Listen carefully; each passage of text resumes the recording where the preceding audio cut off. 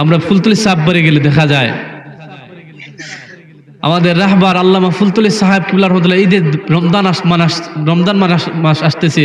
এই দারুল কিরাত মজিদিয়া ফুলতলি ট্রাস্টের অধীনে কত ছাত্র ছাত্রী কোরআনের শিক্ষা নেয়। আমি যে হাদিস খানা তেলাওয়াত করেছি, ইন্নাল জান্নাতা তাশতাকু ইলা খামসাতিন নাফার, 5 শ্রেণীর মানুষদেরকে আল্লাহ তাআলা জান্নাত অপেক্ষা করে, কখন আমার ভাইরা আসবে তাকে জান্নাতে প্রবেশ করাবো। সুবহানাল্লাহ।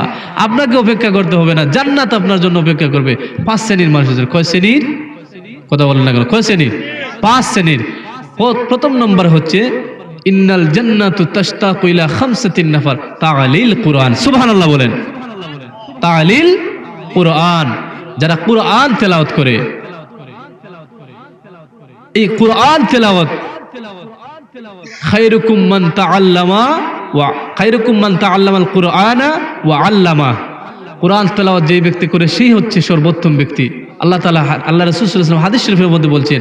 আর এই কুরআনের বাগান যদি দেখতে চান তাহলে ফুলতলি সাহেব বাড়িতে রমজানুল মুবারকে যাবেন। ফুলতলি সাহেব কিবলা রহমাতুল্লাহ আলাইহির প্রতিষ্ঠিত দারুল কিরাত মজিদিয়া ফুলতলি ট্রাস্ট শুধু বাংলার জমিনে নয়, গোটা পৃথিবীর মধ্যে আজকে এই কোরআনের আওয়াজ, আজকে এই কোরআনের তেলাওয়াত ছড়িয়ে গেছে। জোরে বলুন ঠিক কিনা?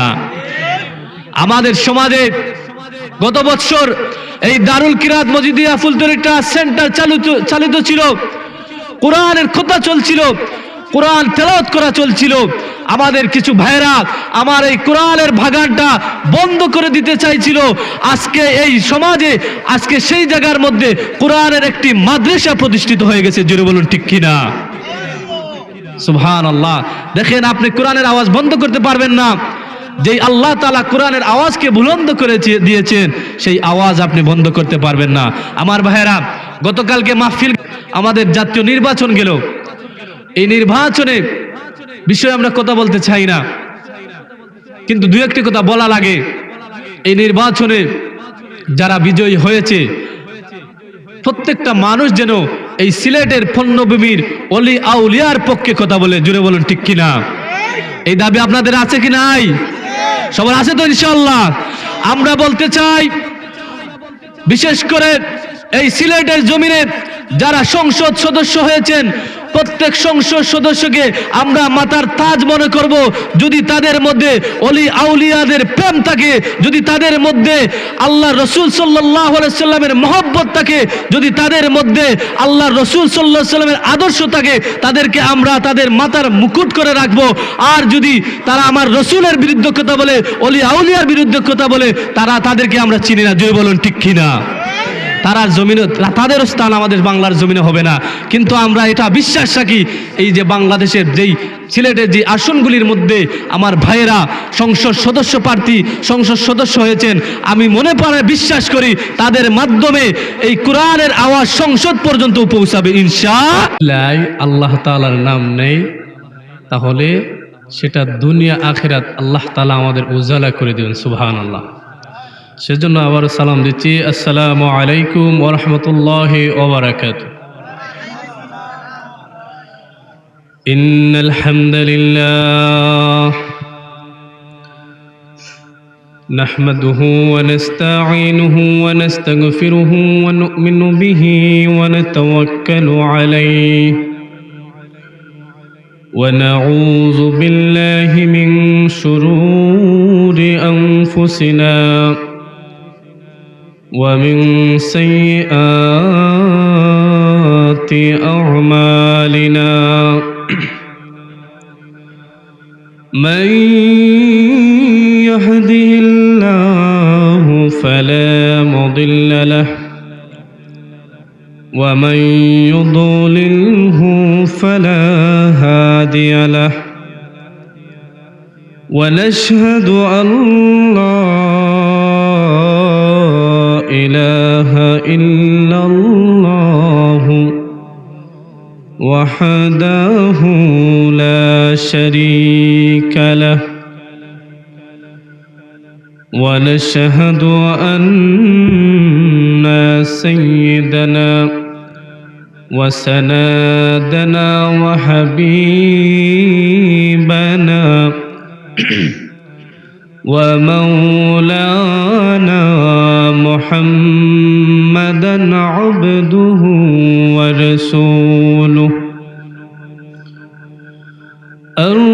أرسله بالحق بشيرا ونذيرا وداعيا إلى الله بإذنه وسراجا منيرا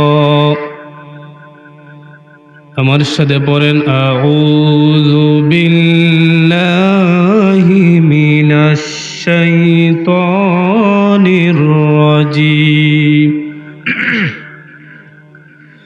বিসমিল্লাহির রাহমানির রাহিম ইয়া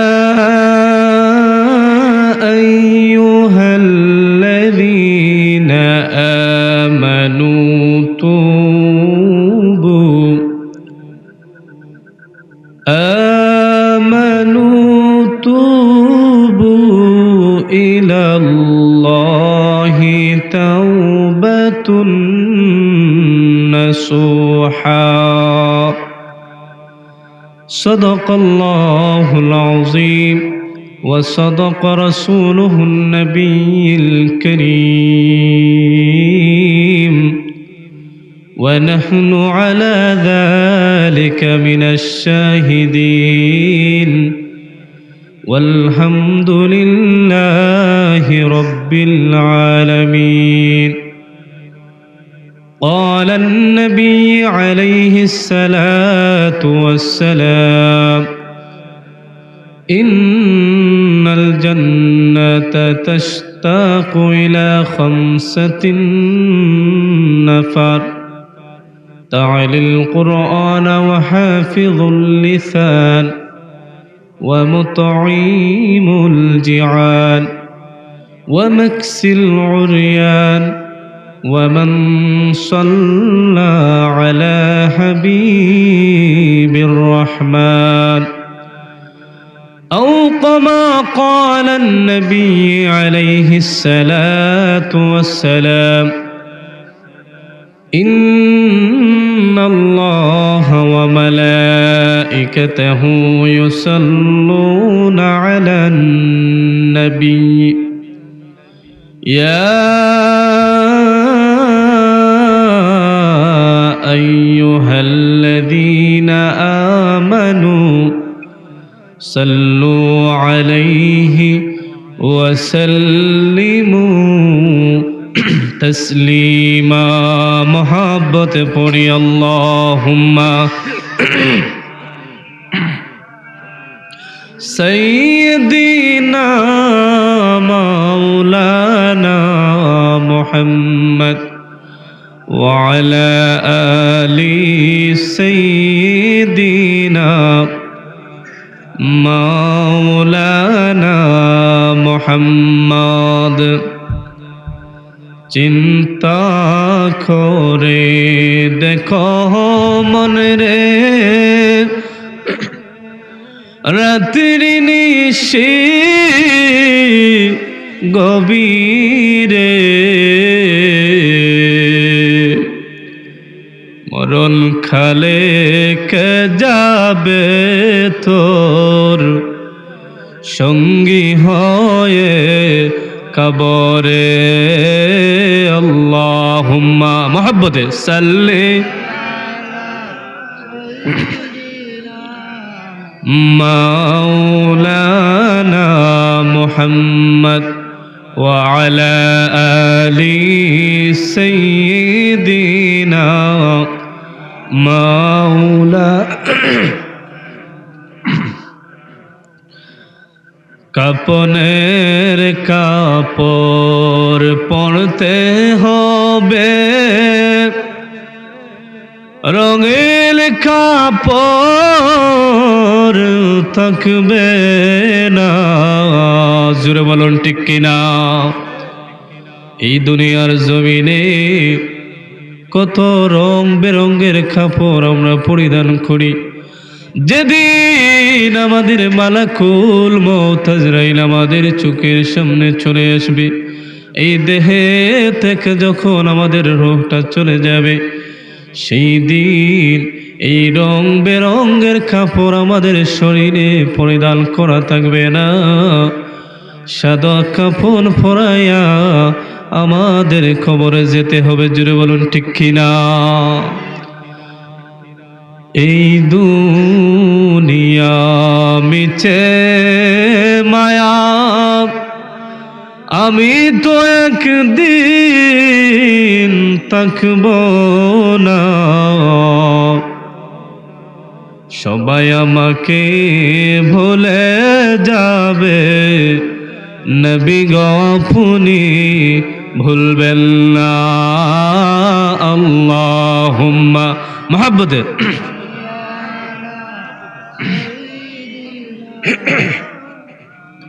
মাওলানা মুহাম্মদ ওয়া আলা আলি সাইয়্যিদিনা মাওলানা। একটু মহব্বত জিকির করি, লা ইলাহা লা ইলাহা, জোরে লা ইলাহা, মহব্বত লা ইলাহা ইল্লাল্লাহ।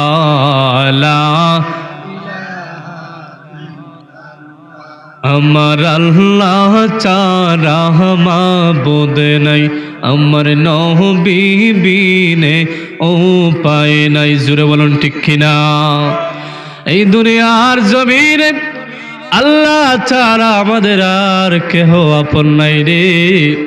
যখন মৃত্যু হয়ে যাবে,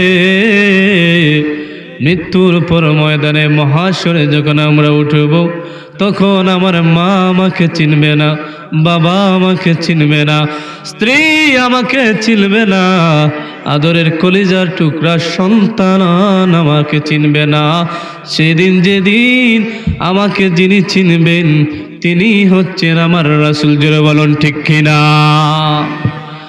আমার আল্লাহ ছাড়া মাবুদ নাই, আমার নবী বিনে ও পায় নাই।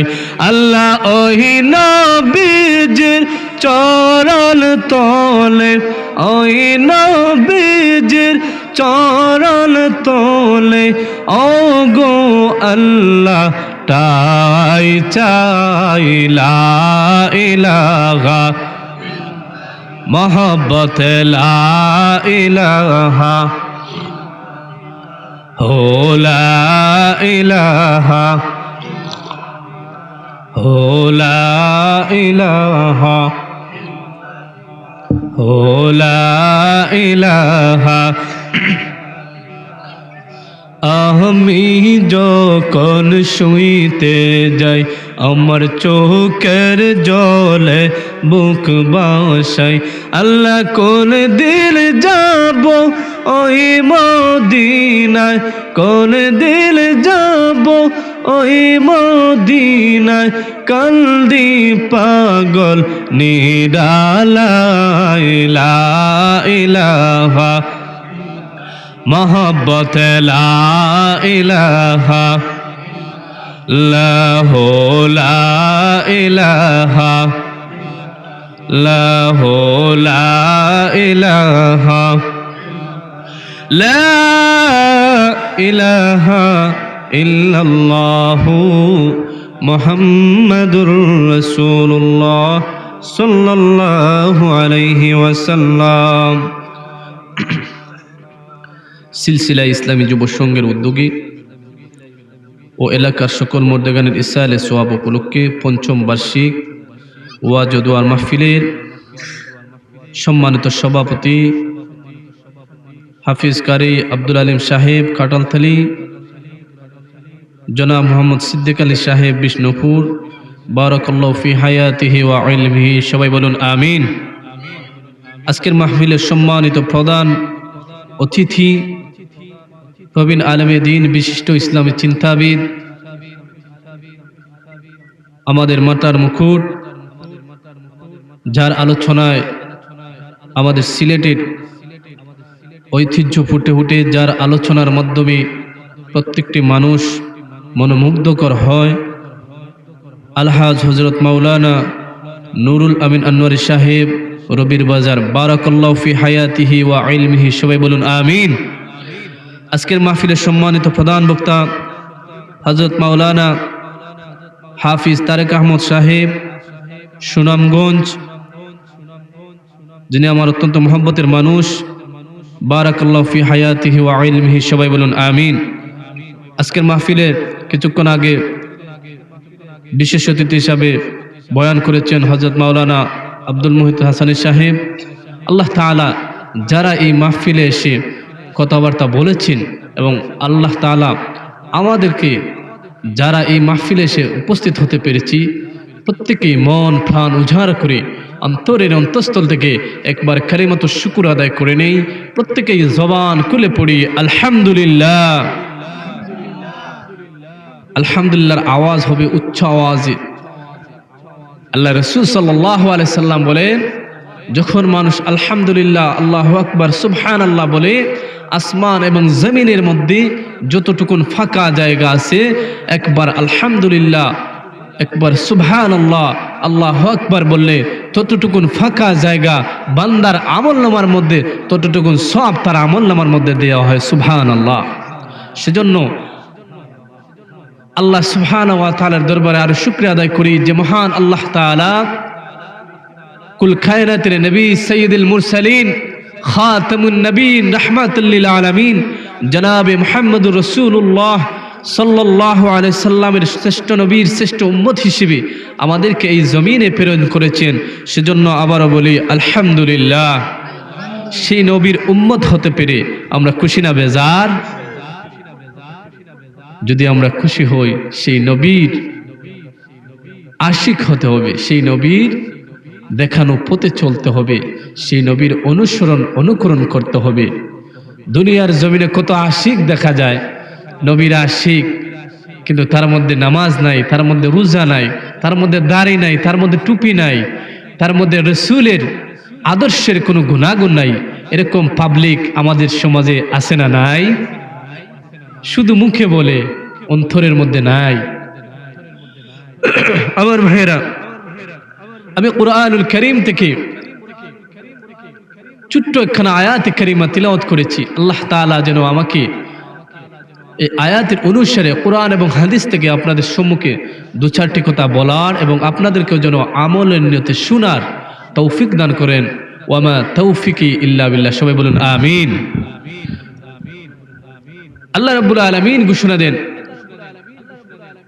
ইয়া আইয়ুহাল্লাযীনা আমানু তুবু ইলাল্লাহি তাওবাতুন নাসুহা। আমরা তো কত তওবা করি, কিন্তু আল্লাহ তাআলা কুরআনুল কারীমের মধ্যে বলে দিচ্ছেন কেমন তওবা আপনি করবেন। আল্লাহ রাব্বুল আলামিন কুরআনুল কারীমের মধ্যে ইরশাদ করেন, ইয়া আইয়ুহাল্লাযীনা আমানু তুবু ইলাল্লাহি তাওবাতুন নাসুহা। আল্লাহ রাব্বুল আলামিন বলেন, হে ঈমানদারগণ, তোমরা তাওবাতুন নাসুহা করো, পরিপূর্ণ খাঁটি তওবা করো। যেই গুনার জন্য তওবা করেছো, এই গুনাহ যাতে তোমার দ্বারা পৃথিবী জমিনে আর না হয়।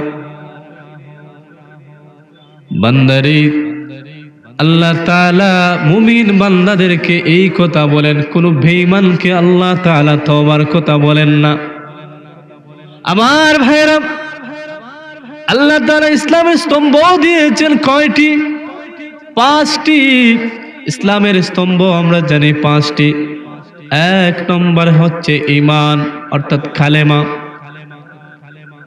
ঈমান, এই ঈমানটা কি? আল্লাহ এবং আল্লাহর রাসূলের প্রতি মনে প্রাণে এবং অন্তরের অন্তঃস্থল থেকে মুখে জবানে প্রকাশ করার মাধ্যমে যে বিশ্বাস স্থাপন করা হয় তাকে ঈমান বলে। সুবহানাল্লাহ। আমার ভাইরা, আল্লাহ রাব্বুল আলামিন এই 5টি বিষয়ের মধ্যে সর্বপ্রথম যে বিষয়টা দিয়েছেন ঈমান। বান্দারে, পৃথিবীর জমিনে যদি পাহাড় পরিমাণ আমল তুমি করো, দিলের মধ্যে যদি ঈমান না থাকে, এই পাহাড় পরিমাণ আমল তোমার কোনো কাজে আসবে না। ঠিক কি না? সারাটা জীবন যদি তুমি আমল করো, যদি তোমার দিলের মধ্যে ঈমান না থাকে, তোমার মধ্যে যদি ইলম না থাকে, কোন আমল তুমি করবা, কোন আমল তুমি ছাড়বা, এই ইলম যদি তোমার মধ্যে না থাকে, তুমি সারা জীবন ইবাদত করবা, আমল করবা, তোমার আমল আল্লাহর দরবারে কবুল হবে না। এক আলিমের কাছ থেকে শুনেছি, কথার প্রসঙ্গে বলছি, এক আলিমের কাছে শুনেছে, যারা পৃথিবীর জমিনে তার চোখকে হেফাজত করবে, কিয়ামতের ময়দানে ওই চোখ দিয়ে আল্লাহ তাআলার দিদার নসিব হবে। সুবহানাল্লাহ। যাদের চোখ হেফাজত করবে, কিয়ামতের ময়দানে আল্লাহ তাআলা তাদেরকে দেখা দিবেন, তাদের দিদার, তাদের আল্লাহ তাআলার দিদার তাদের নসিব হয়ে যাবে। সুবহানাল্লাহ। তো যে শোনাচ্ছি কথা, তার মধ্যে তো ইলম নাই, সে শুনলো যে এই চোখ দিয়ে যদি আমি আল্লাহ তাআলা, আমার চোখটা যদি হেফাজত করে ফেলি, তাহলে তো আমি আল্লাহকে দেখতে পারবো কিয়ামতের ময়দানে। সর্বপ্রথম আমি আজকে থেকে আমার একটা চোখ আমার আল্লাহর জন্য বরাদ্দ করে দিলাম। সুবহানাল্লাহ। সে কি করলো? এই চোখটা, এই যে আমাদের ফেভিকল আটা আছে না, এরকম কিছু আটা দিয়ে তার চোখটা বন্ধ করে, একটা চোখ তার বন্ধ করে দিল। আল্লাহর বান্দা চোখ, একটা চোখ তার বন্ধ করে দিয়ে আল্লাহ তাআলার নামে নিজের জীবন উৎসর্গ করে বান্দা এবার পাহাড় পর্বতে গিয়ে আল্লাহ তাআলার জিকির করে। 1 বছর যায়, 2 বছর যায়, নামাজ পড়ে আল্লাহ তাআলার জিকির করে আল্লাহ তাআলার প্রেমে পাগল হয়ে গেছে। আল্লাহ আল্লাহ বলে সে কাঁদে। হঠাৎ একদিন গভীর জঙ্গলে হঠাৎ দেখতে পায় এক আল্লাহর ওলির সাথে তার দেখা হয়ে যায়। ওলি নামাজ পড়েন, রোজা রাখেন, আল্লাহর জিকির করেন। ওই বান্দাও সেই জায়গার মধ্যে চলে গেছে, ওলির সাথে দেখা হয়ে গেল। ওলি ডাক দে, আল্লাহর ওলি ডাক দে বলেন, ও আমার ভাই, তুমি এই জায়গায় কতদিন ধরে আল্লাহর ইবাদত করো? ওই লোকটা ডাক দে বলে, ও আমার ভাই, আমি এই জায়গার মধ্যে 2 বছর যাবত আল্লাহ তাআলার ইবাদত বন্দেগী করি রে। আল্লাহর ওলি বলেন, তোমার চোখটা কি হইছে? তোমার চোখ, একটা চোখ বন্ধ কেন? এই ঘটনা বর্ণনা সে করলো। আমি এইভাবে শুনেছি, আল্লাহ তাআলাকে যদি আমার চোখ হেফাজত করি, কিয়ামতের ময়দানে আমার ওই চোখ দিয়ে আল্লাহ তাআলার দিদার নসিব হবে। আল্লাহর ওলি বললেন, এই 2টা বছরের মধ্যে কি তোমার চোখ একবারও খুলে না? বলে, না না, 2 বছরের ভিতরে আমার চোখ, এই চোখ দিয়ে আমি অন্য কোনো মানুষ দেখি নাই, এই চোখ দিয়ে আমি অন্য কোনো জীবজন্তুর দেখি নাই, এই চোখ দিয়ে কোনো বেগানা নারী আমার চোখ দেখে না। আল্লাহর ওলি বলেন, এই চোখ দিয়ে তুমি বেগানা নারী দেখো নাই, কোনো কিছু দেখো নাই, ঠিক আছে, তাহলে তুমি যে এই 2টা বছর এখানে ইবাদত বন্দেগী করো, তুমি কি এই 2টা বছর নামাজ ছাড়া ইবাদত বন্দেগী করেছো? বলে, না না, আমি 2 বছর নামাজ পড়েছি, আল্লাহর হুকুম যেগুলো আছে সমস্ত কিছু আমি মেনেছি। আল্লাহর ওলি ডাক দিয়ে বলেন, 2 বছর যদি তুমি নামাজ পড়ো, তোমার কি ওযু করা লাগে না? বলে, হ্যাঁ, ওযু তো করছি। আল্লাহর ওলি বলেন, আমার বাইরে এই মুখমণ্ডল ধৌত করা ফরজ, তুমি যে 2টা বছর অজু করলা, একটা চোখে দিয়ে তোমার পানি যখন ঢুকে না, তোমার কি অজু হইছে? তোমার কি গোসল হইছে? যদি অজু হয় না, গোসল হয় না, তুমি মনে রেখো এই 2টা বছর তোমার কোনো নামাজ আদায় হয় নাই। তাহলে সেজন্যই ইলিমের দরকার। কি দরকার? সেজন্য ইলিমের দরকার। শুধু আমল করলে হবে না, নিজে নিজে যদি মনে করেন, আল্লাহ তাআলা বলছিলেন চোখ হেফাজত করতে। কি জন্য হেফাজত করবেন? এই চোখটা মানুষের কুদৃষ্টি থেকে এবং বেগানা নারীদের থেকে আমাদের চোখ হেফাজত করব, আর এই চোখের মাধ্যমেই আল্লাহ তাআলার দিদার নসিব হবে। কিন্তু সে বুঝছে উল্টা, তার জ্ঞান নাই, ইলম নাই, সে মনে করছে যে আমার চোখটা বন্ধ করে রেখে দেই, তাহলে এই চোখ দিয়ে আমি আল্লাহ তাআলাকে দেখব। জেনে বলেন ঠিক কিনা? আমার ভাইয়েরা, আল্লাহ রাব্বুল আলামিন এই কোরআনুল কারীমের মধ্যে ঘোষণাদের বান্দা, পৃথিবীর জমিনে তুমি নিজের জীবনের প্রতি জুলুম করেছো, তওবা করো, এমন তওবা যেই তওবা আমার আল্লাহ তাআলা কবুল করে রে। যেই তওবা সাহাবায়ে কেরাম করেছেন, যেই তওবা রাসূল করিম সাল্লাল্লাহু আলাইহি সাল্লামের অনুসারী করেছে, কেমন তওবা করবা জানোনি রে? আল্লাহর নবীর জামানায় এক মহিলা জিনা করে ফেললো। জিনা করার পর পেটের মধ্যে বাচ্চা চলে আসছে। অবৈধ কাজ করার পরে পেটের মধ্যে বাচ্চা চলে আসছে। মনে মনে ভাবলো, আল্লাহ, আমি মনে মনে তার ঢর ভয় আল্লাহ তাআলার চলে আসলো। আল্লাহ গো, আমি তো ভুল করে ফেলেছি, জিনার কাজে লিপ্ত হইছি। শুধু জিনার কাজে লিপ্ত হই নাই, আমার পেটে অবৈধ সন্তানও চলে আসছে। আল্লাহ, আমার জীবনে আমি এত বড় জুলুম করলাম, এত বড় পাপের কাজ করলাম। আল্লাহ গো, আমি কি মাফ পাইবনি? যেই কথা, যেই ভাবনা আল্লাহ রাসূল সাল্লাল্লাহু আলাইহি ওয়াসাল্লামের কাছে গেলেন। আল্লাহ রাসূল সাল্লাল্লাহু আলাইহি ওয়াসাল্লাম কাছে ঘটনা বর্ণনা করলেন। ইয়া রাসূলুল্লাহ, ইয়া হাবিবাল্লাহ, নবী গো, জীবনে আমি অনেক বড় পাপ করেছি গো রাসূল। আমি জিনার কাজে লিপ্ত হইছি, শুধু জিনার কাজে লিপ্ত হই নাই, আমার পেটে অবৈধ সন্তান চলে আসছে। ইয়া রাসূলুল্লাহ,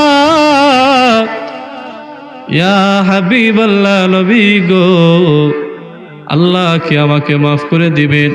আল্লাহ রাসূল সাল্লাল্লাহু আলাইহি ওয়াসাল্লাম বললেন, যাও যাও, তুমি আমার দরবার থেকে চলে যাও, আল্লাহ তাআলা তোমাকে মাফ করবেন কিনা এখনো বলার সময় হয় নাই, আমার দরবার থেকে চলে যাও। মহিলা যখন রাসূল সাল্লাল্লাহু আলাইহি ওয়াসাল্লামের কাছ থেকে চলে গেল, রাসূল সাল্লাল্লাহু আলাইহি ওয়াসাল্লামের কাছে কোনো আশ্রয় না পাইয়া ওই মহিলাটা কাঁদতে কাঁদতে পাগল পারা হয়ে গেল। হযরত আবু বকর সিদ্দিক রাদিয়াল্লাহু তাআলা আনহুর কাছে গেল। আবু বকর, আমি রাসূলের কাছে গেলাম, রাসূল আমাকে মাফ করলো না। আবু বকর রে, আমাকে আল্লাহ কি মাফ করবে? আবু বকর রাদিয়াল্লাহু তাআলা আনহু চলে যেতে বললেন, তুমি চলে যাও যে জায়গায় রাসূল সাল্লাল্লাহু আলাইহি সাল্লাম তোমাকে মাফ করে নাই, আল্লাহ তাআলা মাফ করবেন কিনা আমি জানি না, আমার দরবার থেকেও তুমি চলে যাও। ওই মহিলা একে একে সব সাহাবীর কাছে গেল, সব সাহাবীও তাকে বিতাড়িত করে দিল। আল্লাহ রাসূল বলেছিলেন, যাও, এখনো সময় হয় নাই, আল্লাহ তাআলা তোমাকে ক্ষমা করবেন কিনা জানি না। আল্লাহ রাব্বুল আলামিন ওই মহিলার তওবা এমন ভাবে কবুল করলেন, আল্লাহর বান্দী ওই মহিলা পাহাড়ে পর্বতে বেড়ায় আর আল্লাহর কাছে কান্দে, আল্লাহ গো, আমাকে মাফ করে দাও। ওই মহিলাটা দীর্ঘ 9টা মাস আল্লাহ তাআলার কাছে মাফ চাইছে দীর্ঘ 9টা মাস, এমন ভাবে কান্নাকাটি করছে রে। ওই সন্তান যখন, অবৈধ সন্তান যখন পৃথিবীর মধ্যে চলে আসছে, আল্লাহ তাআলা ওই মহিলার তওবা সাথে সাথে আল্লাহ তাআলা কবুল করে নিয়েছে। আরো জোরে বলুন আল্লাহু আকবার। তাহলে আমরা তো মনে করি রাত্রিতে তওবা করি, বিলাইয়ের তওবা, আমরা যে সিলেটি ভাষা বলে বিলাইয়ের তওবা, এই তওবায় কোনো কাজ হয় না। তওবা করতে হবে তাওবাতুন নাসুহা। আমাদের সমাজে এমন মানুষ আছে, যখন দেখবেন আপনার মুমূর্ষ রোগী একেবারে অবস্থা আর কালেমাও বলতে পারে না, ওই সমস্ত মানুষদেরকে নিয়ে, হুজুরদেরকে নিয়ে তওবা পড়ায়। আল্লাহ বলেন সেই সময় তো সেই মানুষ যদি চায় আল্লাহ আমি আর গুনাহ করব না, আল্লাহ বলেন তুই তো আর গুনাহ করতে পারবি না, ঠিক কি না? যখন আপনি তওবা করাবেন, ওই মানুষ বলবে আল্লাহ আমি আর গুনাহ করব না, আল্লাহ বলে তুমি তো আর গুনাহ করতে পারবি না। আল্লাহ যখন বলবে আল্লাহ আমি আর চুরি করব না, আল্লাহ বলে এখন তো আর তুমি চুরি করতে পারবা না, তোমার সেই শক্তি সামর্থ্য নাই। সেজন্য আমার ভাইরা এমন সময় তওবা করুন যেই তওবা আপনার আল্লাহর দরবারে কবুল হবে। এমন সময় আপনি আল্লাহর দরবারে খাদেন যেই খাদা আল্লাহর দরবারে কবুল হবে। সুবহানাল্লাহ। আমার ভাইরা, আল্লাহ তাআলা এই সামনে রমজানুল মুবারক আসছে, কত মানুষ এই রমজানের রোজাগুলোও সঠিকভাবে রাখে না, অথচ আল্লাহ রাসূল বলেন যেই ব্যক্তি রমজানুল মুবারক পাইল, তার নিজের গুনাহ মাফ করাইতে পারল না রে, ওই নিমুখ হারামের মতো ওই ব্যক্তির মতো কম্মত ব্যক্তি এই জমিনে আরেকটাও হইতে পারে না। এই রমজানুল মুবারকের প্রস্তুতি কি প্রস্তুতি নিবে, প্রত্যেকটা মানুষকে আল্লাহ তাআলা সতর্ক করে দিয়েছেন। অন্তত সারা বছর গুনাহ করেছে রে বান্দা, এই তওবার মাস, এই রমজানুল মুবারকের মাস যদি তুমি নামাজ কালাম করো, রোজা রাখো, রোজা রেখে তারাবির নামাজ আদায় করো, সমস্ত কিছু কইরা তাহাজ্জুদের সময় আল্লাহর দরবারে দুইখানা হাত বাড়াইয়া দাও। আল্লাহ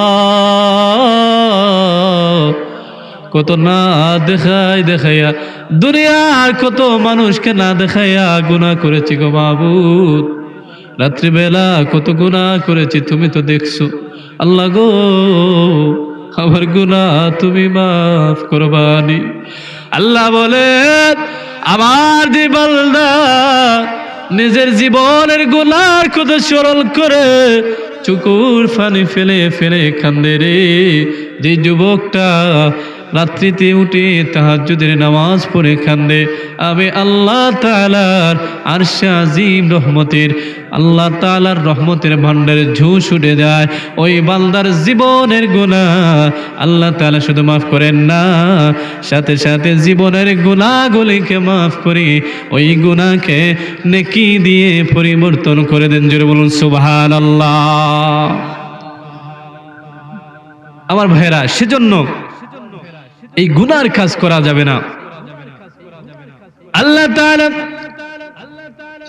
তাওবার বিষয়ে কেমন তাওবা করবেন, কুরআনুল কারীমের মধ্যে আল্লাহ তাআলা বলেন ইন্নামাত তাওবাতু আলাল্লাহিল্লাযীনা ইয়া'মালুনাস-সূ বিজাহালাতিন সুম্মা ইয়াতুবু মিন করিব।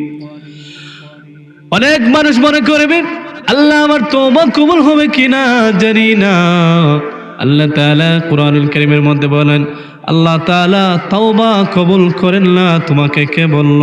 ভুল করে যদি গুনাহ করে ফেলো রে বান্দা, সাথে সাথে আস্তাগফিরুল্লাহ শরীফ পড়বা, সাথে সাথে তোমার গুনাহ আল্লাহ মাফ করে দিবেন। সুবহানাল্লাহ। সেজন্য আমার ভাইরা, তওবা করলে সাথে সাথে করবেন, গুনাহ করেছি তওবা সাথে সাথে করবেন। দেখেন আজকে অনেক মানুষ এই মাহফিলটা সাজাইতে গিয়ে অনেক মানুষের কষ্ট হয়েছে কি হয়েছে না? অনেক মানুষের কষ্ট হয়েছে। দুনিয়ার জমিনে যদি এই কষ্টর প্রতিফল আপনি না পান, যদি আপনি সারাটা দিন কাজ করেন, কাজ করার পর যদি পারিশ্রমিক না পান, যেমনিভাবে আপনার মন সন্তুষ্ট হবে না। আল্লাহ তাআলা বলেন, বান্দারে আমি তোরে অত মায়া করে মহব্বত করে এই পৃথিবীর জমিনে পাঠাইছি, তুমি যদি আমার এই পাঠানোর বর্ণনা, পাঠানোর বদৌলত যদি আমি আল্লাহ তাআলার কাছে মাফ চেয়ে নাও, আমি আল্লাহ তোমাকে মাফ করে দিব। সুবহানাল্লাহ। যেদিন আল্লাহ তাআলা মুআল্লিমুল মালায়েকা শয়তান ইবলিসের নাম ছিল, ওই ইবলিস বলেছিল, আল্লাহ ওই আদম সন্তানের কারণে আমাকে বিতাড়িত করছো, আল্লাহ গো আমায় এমন শক্তি দাও যে আদম সন্তানের কারণে আজকে আমি বিতাড়িত হইলাম। ওই আদম সন্তানের প্রতিটি রোগে শিরায় উপশিরায় আমি ঢোকার মতো শক্তি দাও মাবুদ গো, আর কিছু আপনার চাই না। আল্লাহ তাআলা বলেন, যা আমি দিয়ে দিলাম। আল্লাহ বলেন, ও শয়তান, ও ইবলিস শুনে রাখ, আমার বান্দাকে সারা জীবন তুই তোর কথাই চালাবি, গুমরাহ করবি। তুই শুনে রাখ, যেদিন আমার বান্দা মনে মনে ভাববে, আল্লাহ গো জীবনে অনেক গুনাহ করে ফেলেছি, ও আল্লাহ আমাকে মাফ করে দাও, আল্লাহ বলে আমার বান্দা যখন থাকবে, আল্লাহ বলে আমাকে যখন তওবা করবে, আমি আল্লাহ সমস্ত গুনাহ আমার বান্দার সাথে সাথে মাফ করে দিব। সুবহানাল্লাহ।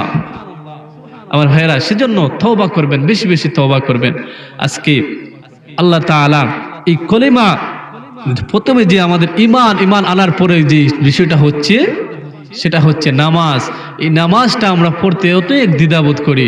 কোনো মানুষ বলে আগামীকালকে পড়বো, আগামীকাল ফজর থেকে পড়বো, কিন্তু পড়ে না।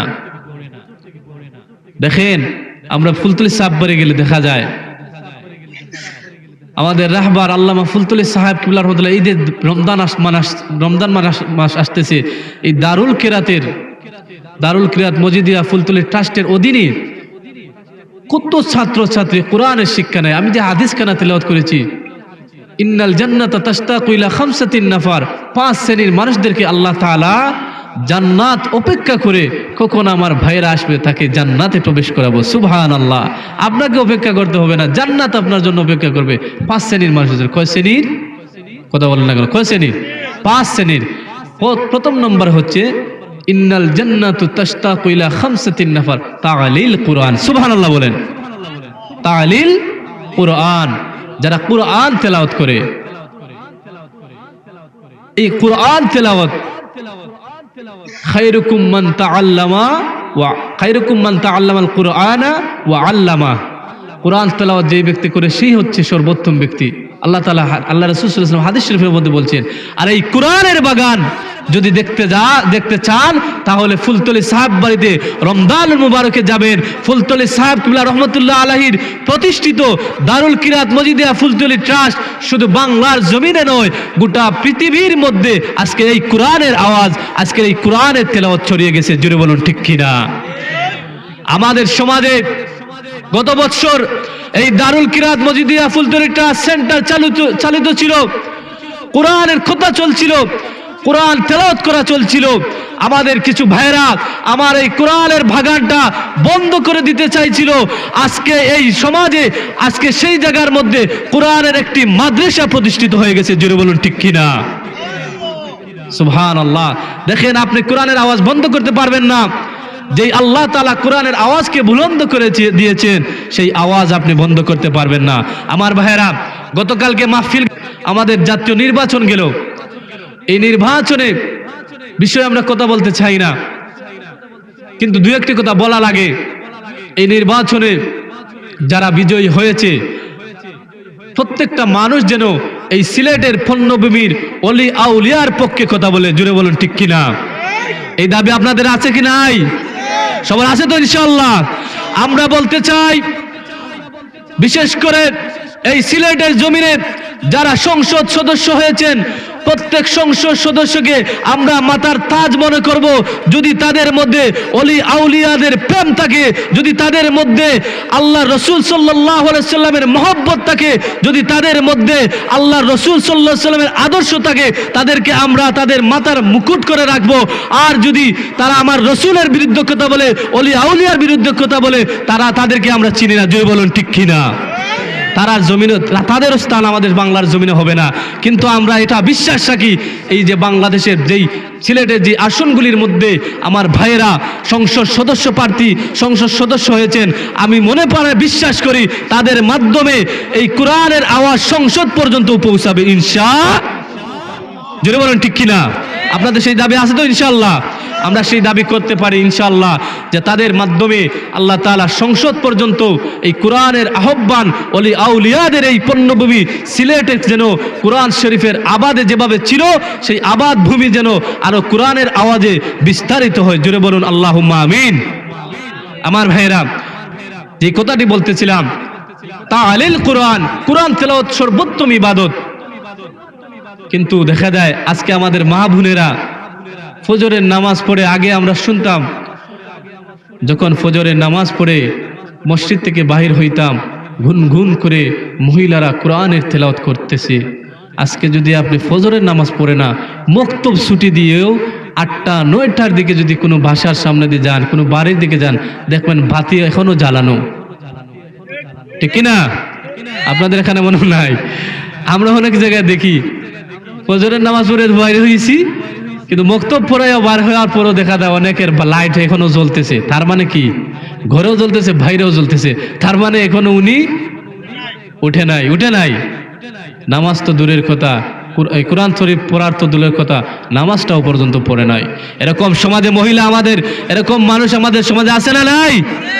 অভাব নাই। আমার ভাইয়েরা, এই ইসলামের বিজয়, কোরআনের এই মানুষ যখন এই কোরআন থেকে সরে যাবে, আল্লাহর কালাম থেকে সরে যাবে, নামাজ রোজা থেকে সরে যাবে, তখন এই দেশের মধ্যে, এই জাতির মধ্যে আল্লাহ তাআলার গজব আসবে। জোরে বলুন ঠিক কিনা?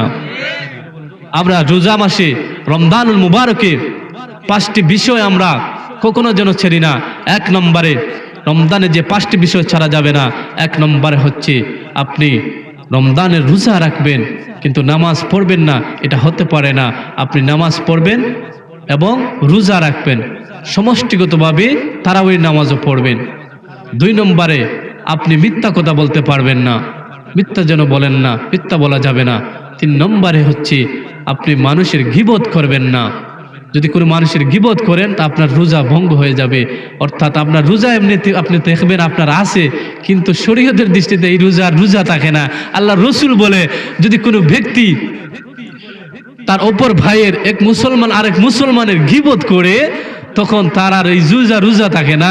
যেমনি ভাবে মরা ভাই, অর্থাৎ কোনো মানুষ মারা গেলে তার মরা ভাইয়ের গুস্ত খাইলে যেই পরিমাণ গুনাহ হয়, যেই পরিমাণ কোন মানুষ খাইবে না, ঠিক তেমনি ভাবে যখন মানুষের গীবত গাওয়া হয়, মরা ভাইয়ের গুস্ত খাওয়ার সম পরিমাণ। জুড়ে বলুন না নাউজুবিল্লাহ। তাহলে আমরা গীবত করব না, এই 3টা বিষয় করবেন না। আরেকটি হচ্ছে আপনি গীবত করবেন না, আরেকটা বিষয় হচ্ছে আপনি রমজানুল মুবারকে অযথা কোনো মানুষকে গালিগালাজ করবেন না, ঝগড়া বিবাদে লিপ্ত হবেন না। আর 5 নম্বর হচ্ছে আপনি ইফতারের পূর্ব মুহূর্তে, ইফতার এবং সেহরির পূর্ব মুহূর্তে আপনি আপনার অযথা কথা গল্পগুজব না করে দুরূদ শরীফের মাধ্যমে, দোয়ার মাধ্যমে আল্লাহ তাআলার কাছে পানা চাইবেন। তাহলে এই 5টি বিষয়টা যদি আপনি ধৈর্য ধারণ করতে পারেন, এই রমজানুল মুবারকে এই 5টি বিষয় যদি আপনি মানতে পারেন, দেখবেন আপনার রোজা এবং সমস্ত আমলের মধ্যে আল্লাহ তাআলা বরকত দান করেছেন। সুবহানাল্লাহ। আমার ভাইরা, কালেমার পরে নামাজ, এই নামাজটা আল্লাহ তাআলা কত কষ্ট করে আল্লাহ রাসূল সাল্লাল্লাহু আলাইহি সাল্লাম ইসলামের প্রাথমিক জামানায় নামাজ পড়েছে। আল্লাহ রাসূল নামাজে সিজদা দিয়েছে, আবু জেহেল মরা উঠির নারী বুড়ি আল্লাহ রাসূল সাল্লাল্লাহু আলাইহি সাল্লামের উপর দিয়ে দিয়েছে। নাউজুবিল্লাহ। আজকে আমরা মুসলমান জাতি কত স্বাধীনভাবে সালাম দিতে পারি, কত স্বাধীনভাবে সালাত আদায় করতে পারি, কত স্বাধীনভাবে আমরা নামাজ পড়তে পারি রে। কিন্তু কিছু যুবক এখনো আছে, যখন আজান হয় যদি ডাক দে বলে, ও আমার ভাই নামাজের জন্য আসো, দেখা যায় ওই ভাই তখন উত্তর দে, আমার ফ্রেন্ড ভালো না। কিন্তু সাহাবায়ে কেরামের জামানায়, আল্লাহ রসুলের জামানায় এক কাপড় দিয়ে স্বামী স্ত্রী দুইজন নামাজ পড়েছে। আজকে আমাদের মহিলাদের ঘরে ঘরে, আমাদের ভাইদের ঘরে ঘরে আলমারি ভর্তি কাপড়, ওই কাপড় দিয়ে তারা নামাজ পড়ার সুযোগ পায় না। মনে রেখে রে বান্দা, ওই দুনিয়ার জমিন থেকে চলে যাওয়ার পর ওই কাপড়গুলি তোমার জাহান্নামের আগুন হয়ে কামড়াইবি। জোরে বলুন ঠিক কিনা? তালিল কোরআন ওয়া হাফিজুল লিসান, জিহ্বা সংযত রাখতে হবে। ওয়া মুতঈমুল জিয়াল, ক্ষুধার্ত ব্যক্তিকে খাবার দিতে হবে। ওয়া মাকসিল উরিয়ান, যাদের কাপড় নাই বস্ত্র নাই তাদেরকে বস্ত্র দান করতে হবে। দেখবেন আমাদের সমাজে এগুলো গল্প গুজব নেই, কিন্তু হাদিস শরীফ।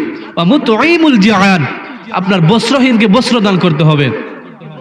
আমার অনেক ভাইদের শার্ট প্যান্ট লুঙ্গি শাড়ি কাপড় অনেকগুলো আছে, কিন্তু শুধু আলমারি ভর্তিই থাকে, একটাও মানুষকে দান করে না, কোন মানুষকে দান করে না।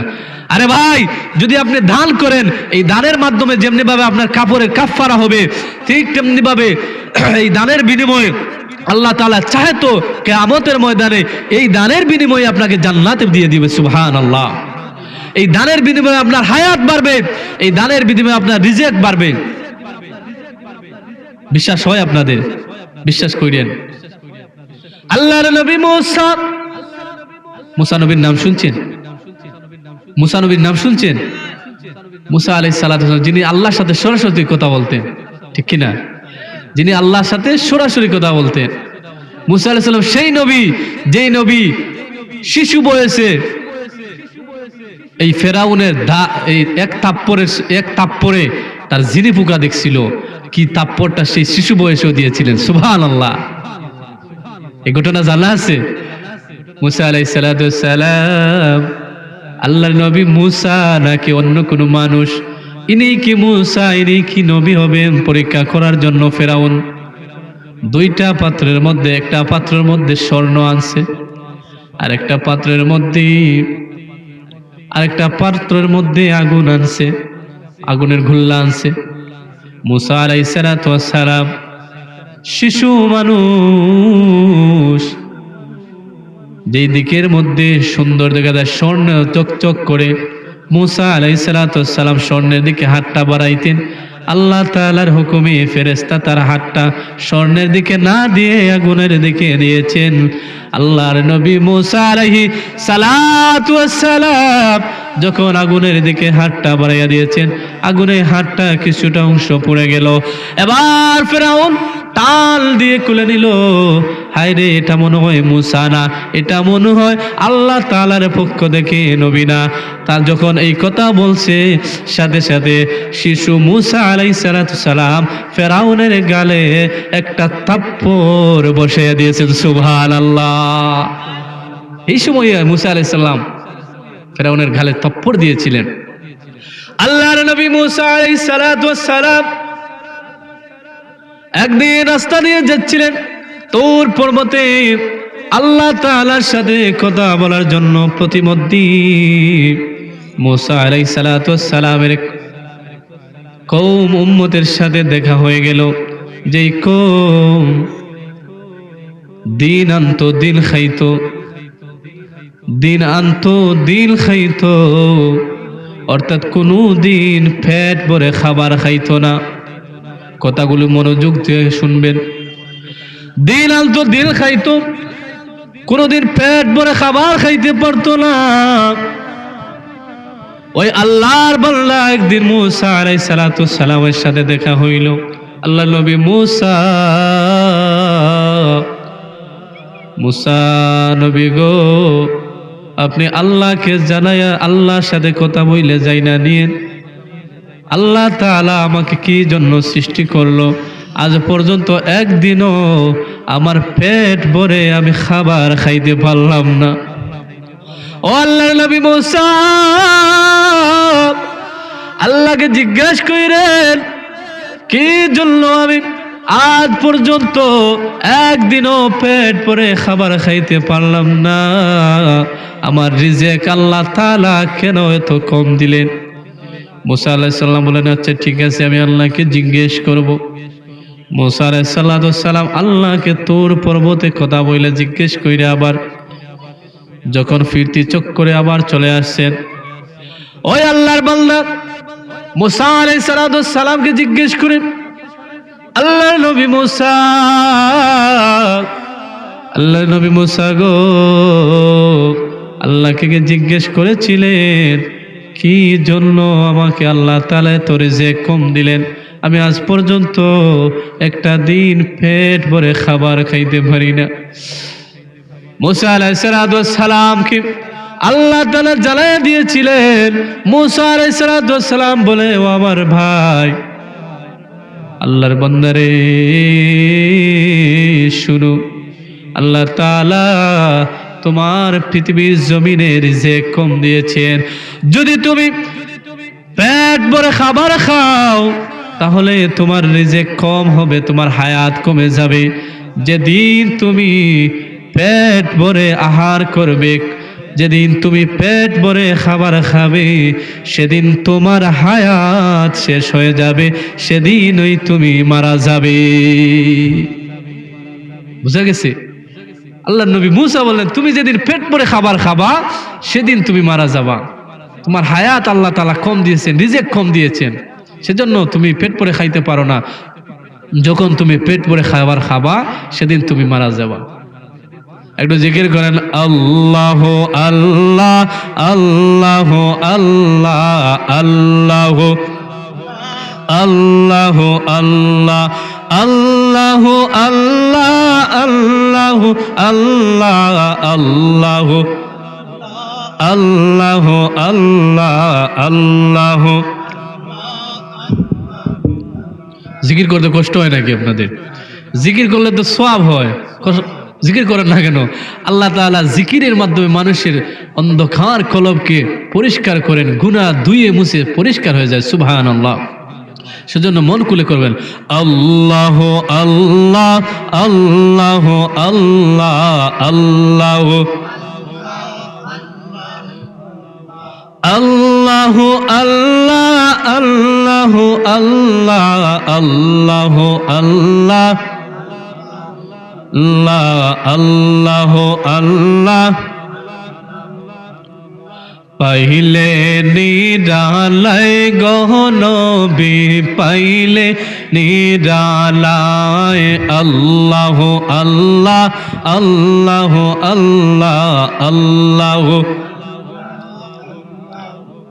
লা পাইলে নিরালায় গহনবী, পাইলে নিরালায় দুই কদমে চুমু খাবো, দুই কদমে চুমু খাবো, চরল দুলি মাখবো গায়। পাইলে নিরালায় গহনবী, পাইলে নিরালায় আল্লাহ আল্লাহ আল্লাহ আল্লাহ আল্লাহ আল্লাহ আল্লাহ আল্লাহ আল্লাহ আল্লাহ আল্লাহ আল্লাহ। লা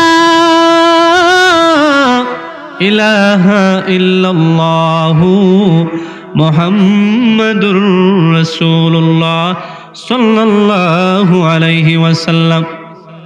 আমার বাবাজিরা, বন্ধুরা রে, আমার আল্লাহ রাব্বুল আলামিনের নবী হযরত মূসা আলাইহিস সালাতু ওয়াস সালাম ওই বান্দাকে বলেন, ও আল্লাহর বান্দা, পৃথিবীর জমিনে তোমাকে হায়াত কম দেওয়া হয়েছে, রিজিক কম দেওয়া হয়েছে, সেজন্য তুমি পেট ভরে খাবার খাইতে পারো না।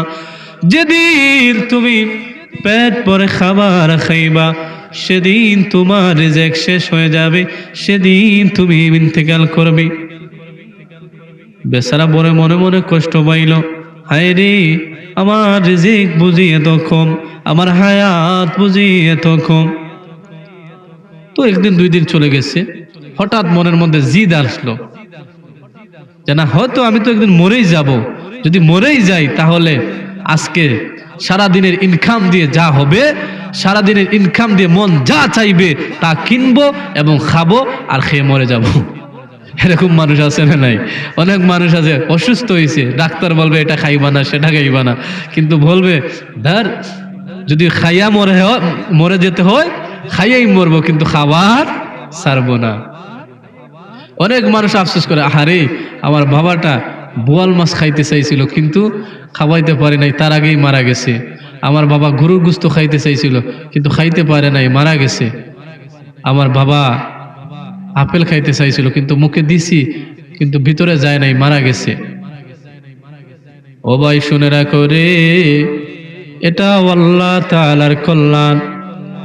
তোমার বাবাকে আল্লাহ কেন খাবার নাই? বোয়াল মাছ কেন খাবার নাই? গরুর গোশত কেন খাবার নাই? এর আগে মৃত্যু হয়ে গেছে। এটা তুমি বুঝবা না, আল্লাহ বুঝে এই কামটা করছে, ঠিক কিনা? আমরা বোঝার ক্ষমতা আছে? বোঝার ক্ষমতা আছে? বোঝার ক্ষমতা নাই। আল্লাহ তাআলা কেন খাবার নাই, দুইটা বিষয় যদি ক্লিয়ার করিস তাহলে আপনারা বুঝতে পারবেন। যদি কোনো মানুষ, কোনো সন্তান আফসোস করে, রে আমার বাবা তো কিছু চাইলো, কিছু খাওয়াইতে পারলাম না, মুখের সামনে খাবার নিলাম খাইলো না, আবার খাবার আগেই আল্লাহ তাআলা নিয়ে গেছেন, মারা গেছে। আল্লাহ তাআলা বলেন, আমি এমন কিছু মানুষ এই পৃথিবীর জমিনে রেখেছি যারা মৃত্যুর সময় আমি আল্লাহ তাআলা তাদের সব আফসোস পূর্ণ করি না, সব রিজিক আমি তাদেরকে দেই না। আমি আল্লাহ তাআলা আমার ওই বান্দার জন্য ময়দানে মহাশরে আমি উত্তম খাবারের ব্যবস্থা করে রাখছি, সেজন্যই পৃথিবীর জমিনের খাবার তার আমি খাবাই নাই। সুবহানাল্লাহ। আর জুড়ে বলুন আল্লাহু আকবার। আল্লাহ তাআলা সেজন্য খাবাই নাই, হয়তো তার কল্যাণ আছে, ভালো আছে। যাই হোক, যে কথাটি বলতেছিলাম, আল্লাহর নবী মুসা এবার ডাক দিয়ে বলেন, রে আমার ভাই তুমি শুনে নাও, শুনে নাও। এই আল্লাহর নবী মুসা আলাইহিস সালাতু ওয়াস সালাম এই কথা বলার পরে ওই ব্যক্তি একদিন যা ইনকাম করেছে সমস্ত ইনকাম দিয়ে গোশত, মাছ সব কিছু তার মন যা চাইছে সব কিছু কিনছে, ইন্না রান্না করছে। রান্না করার পর আল্লাহর বান্দা ওই রান্না করা খাবার ইচ্ছা মতো পেট ভরে খাইছে। পেট ভরে খাইয়া ওযু কইরা নামাজ পড়িয়া ওই বান্দা একেবারে মৃত্যুর প্রস্তুতি নিয়ে খাটের মধ্যে শুয়ে গেছে। আজকে তো আর বাঁচবো না, যেহেতু আল্লাহর নবী বলছে যেদিন আমি পেট ভরে খাবো সেদিন আমি মারা যাইব, তাহলে আজকে এমন ভাবে খাইছে, খাওয়ার পর গোসল করে নামাজ পড়ে একেবারে বিছনার মধ্যে মৃত্যুর প্রস্তুতি নিয়ে বসে গেছে। এবার যখন সমস্ত কিছু করার পর খাটের মধ্যে শুয়ে আছে, রাত্রি গভীর হয়ে গেল, বান্দার ঘুম চলে আসলো। হঠাৎ শুনতে পায় সালাতু খায়রুম মিনান নাওম। বান্দা হঠাৎ চমকাইয়া উঠল, হায় রে, আমি মনে হয় কবর দেশ থেকে আমি আজান শুনতে পাইতেছি, আমি মনে হয় কবর দেশ থেকে আজান শুনতে পাই। হঠাৎ করে ওইটা দেখি, আহারে আমি তো এখনো মারা যাই নাই, আমি তো এখনো জীবিত। সুবহানাল্লাহ বলেন, আর জোরে বলেন না সুবহানাল্লাহ। আমি তো মারা যাই নাই, আমি এখনো জীবিত। ব্যাপার কি? আল্লাহ নবী বললেন আমি যদি এখন পেট পরে খাইয়া শুইব তখন আমি তো মরে যাব, তাহলে আমি তো এখনো মরে নেই, আজান শুনতে পাই, আমি তো আজান শুনলাম, এখনো তো বেঁচে আছি। সুবহানাল্লাহ। আল্লাহর ওই বান্দা একদিন যায়, দুই দিন যায়, একদিন দুই দিন যাওয়ার পর আল্লাহর ওই বান্দা আবার মুসা আলাইহিস সালাতু ওয়াস সালামের সাথে দেখা হয়। আল্লাহর নবী মুসা গো, আপনি নবী হয়ে আমাকে কেন বললেন আমি যেদিন পেট ভরে খাবো আমার রিজিক কম, আমি সেদিনেই মারা যাব? আল্লাহর নবী মুসা, আপনি আমার সাথে কি এই কথা বললেন? আমি তো এখনো মরলাম না, আমি তো এখনো মারা যাই নাই, আমি তো জীবিত। মুসা আলাইহিস সালাতু ওয়াস সালাম আশ্চর্য হয়ে গেছেন। আল্লাহ তাআলা বললেন, তো আল্লাহ তাআলা তো আমাকে বলছেন তুমি যেদিন পেট ভরে খাবা সেদিন মরে যাবা, কিন্তু তুমিও তো দেখি মারা যাও নাই। আমি আল্লাহকে জিজ্ঞাসা করি।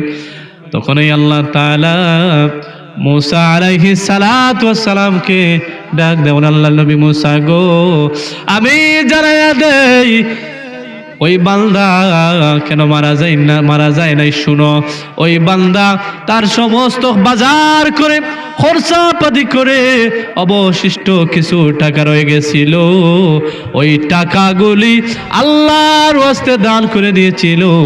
আল্লাহ রাব্বুল আলামিন এই অবশিষ্ট দানকৃত টাকার কারণে বান্দার হায়াত বৃদ্ধি করে, ওই বান্দার হায়াত এবং রিজিক আল্লাহ তাআলা বৃদ্ধি করে দিয়েছেন। সুবহানাল্লাহ। বুঝা গেছে আমার কথা? এই যে দান করেছিল সেই দানের বিনিময়ে আল্লাহ তাআলা তাকে মাফ করে দিয়েছেন। সুবহানাল্লাহ। আমার ভাইরা, আমাদের মাফ 1000 টাকা দিতে পারছি 200 টাকা, আল্লাহ তুমি আমাকে মাফ করে দিও। আর যাদের কাছে ওয়াদা করেছিলেন তাদের কাছেও ক্ষমা চেয়ে নেবেন। আমার ভাইরা, সেজন্য আল্লাহ তাআলা আমাদের যেন সেই বুঝ দান করে, সবাই বলুন আমিন। বিশেষ করে এই প্রবাসীর অনেক মানুষ আছে, প্রবাস থেকে এই মাহফিলগুলোতে কষ্ট করে সাজাইছে, মাহফিলগুলো কষ্ট করে টাকা পয়সা দিয়েছে। আমাদের কত মায়ের ছেলে, মা বাবা ছেড়ে, সন্তান আদি ছেড়ে, স্ত্রী পুত্র ছেলে মাথার ঘাম পায়ে ফেলে এই প্রবাসের জমিনে রুজি করে ইনকাম করে সেই মানুষগুলির জন্য আমরা মন ভরে দোয়া করব। আল্লাহ তাআলা যেন আমাদেরকে সেই তৌফিক দান করেন। আসুন আমরা একটু দাঁড়াইয়া সালাম জানাইয়া ওয়া হাবিবাল্লাহ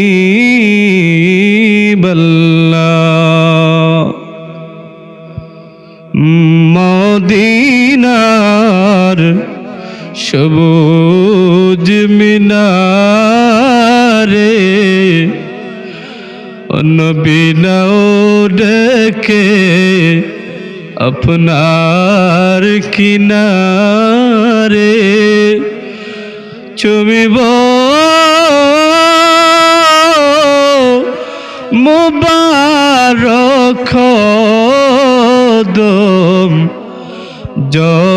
জনমের আশা অন্তরে ইয়া নবী সালাম আলাইকা ইয়া রাসূল সালাম আলাইকা ইয়া হাবিব সালাম আলাইকা সালাওয়াতুল্লাহ আলাইকা ইয়া রাসূলুল্লাহ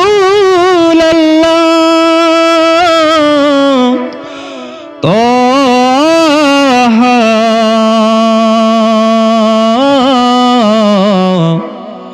ইয়া হাবিবাল্লাহ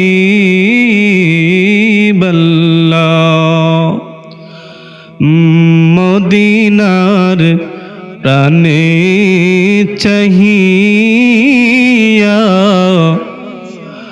আমরা কাঁদি যে মিলাদে ধারায়া